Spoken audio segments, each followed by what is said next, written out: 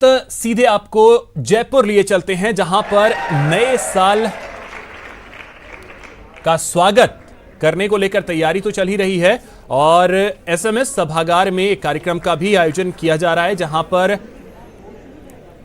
चिकित्सा मंत्री रघु शर्मा मौजूद हैं। और आपको बता दें कि नए साल का स्वागत जो है वो दूध बांटकर किया जा रहा है। ये तस्वीरें सीधी इस वक्त हम आपको दिखा रहे हैं। एसएमएस सभागार की ये तस्वीरें हैं जहां पर एक कार्यक्रम का आयोजन किया जा रहा है, जहां पर चिकित्सा मंत्री रघु शर्मा मौजूद हैं।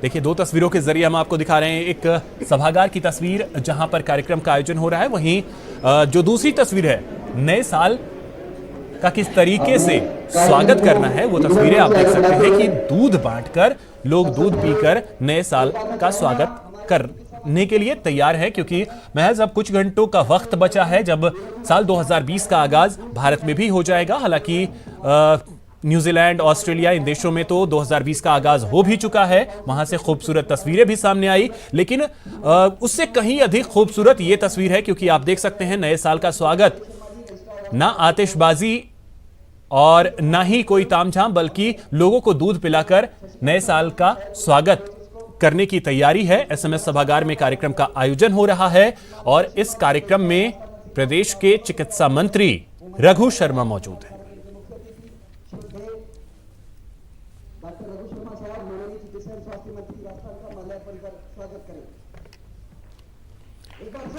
और वहीं ये तस्वीर अब से कुछ देर पहले भी हम आपको यही तस्वीर दिखा रहे थे। हमारे सहयोगी दीपक यहां से ये खूबसूरत तस्वीरें लेकर सामने आए, जहां पर आप देख सकते हैं कि दूध पिलाकर नए साल के स्वागत की तैयारी है।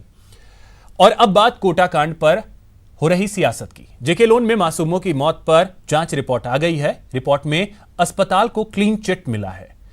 बीजेपी अपने स्तर पर जांच में जुटी है और इन सबके बीच जारी है कोटा कांड पर सियासत।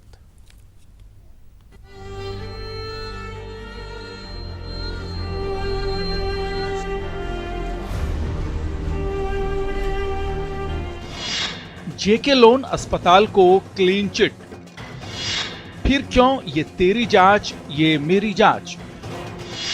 कोटा कांड पर सियासत अनलिमिटेड।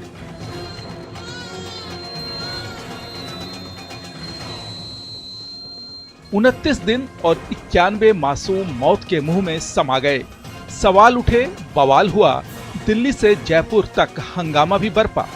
सरकार ने संवेदनशीलता दिखाई, फौरन एक्शन में आई, जांच भी हुई और अब रिपोर्ट भी सामने है।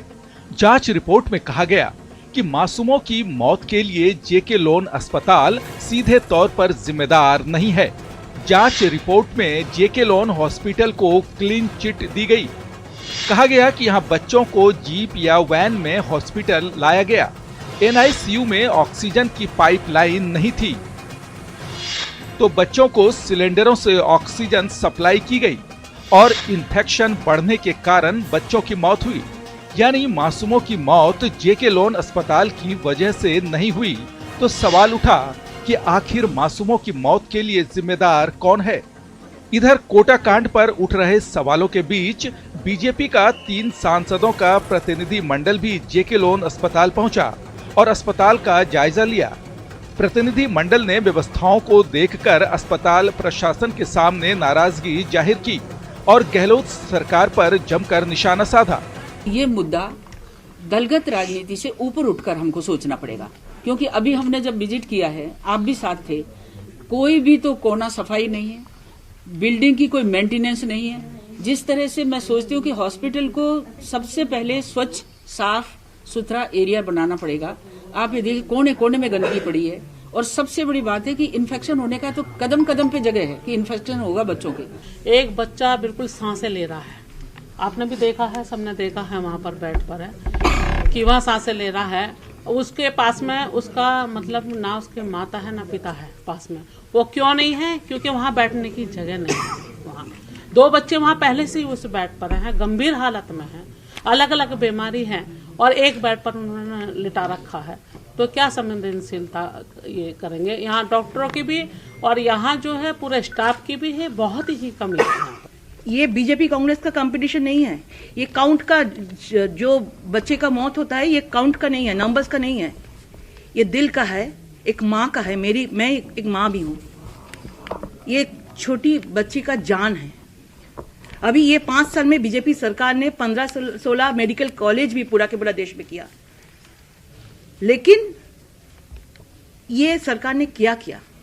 इधर कोटा कांड पर बीजेपी और कांग्रेस के बीच आरोप प्रत्यारोप का दौर जारी है। देखिए, 1 साल हो गया।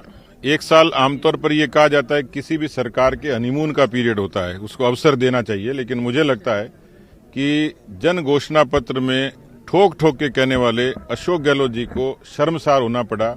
मौत केवल एक नहीं हुई, आज उसका आंकड़ा 91 पहुंच गया और 48 घंटे में 10 मौतें होना, ये केवल एक व्यक्ति की जिम्मेवारी नहीं, ये पूरे सरकार की नैतिक जिम्मेवारी है। उन माओं की क्या हालत हुई होगी जिनके कोख से उनके बच्चे उजड़ गए। 7.62% था 14 में, 15 के अंदर 7.17% था, 16 के अंदर 6.66% था, 17 में 5.96% था और 18 में 6.11 था। और तब बीजेपी की सरकार थी। अब हम कोई आरोप प्रत्यारोप की राजनीति तो करना नहीं चाहते हैं, लेकिन ये हकीकत है कि जो इन्फेंट मोर्टिलिटी रेट है वो भारतीय जनता पार्टी के टाइम में उनसे भी नहीं रुक पा रही थी। मासूमों की मौत पर सियासत अनलिमिटेड है, लेकिन कुछ आंकड़े हैं जो पूरी कहानी बताने के लिए काफी हैं। आपको बता दें कि साल 2014 में जेके लोन अस्पताल में करीब 1198 बच्चों ने दम तोड़ा था, तो 2015 में यह करीब 1260 बच्चों की मौत हुई थी। 2016 में 1193 बच्चों ने इस अस्पताल में आखिरी सांस ली थी। 2017 में 1027 और 2018 में 1005 बच्चों की मौत हुई थी। बात 2019 की करें तो अब तक 940 बच्चे की मौत यहां पर हुई है। जांच रिपोर्ट और मौत के आंकड़ों के बीच कोटा कांड पर सियासत जारी है, लेकिन सवाल जस का तस है कि आखिर मासूमों की मौत का कसूरवार कौन है। Bureau report, news 18 network.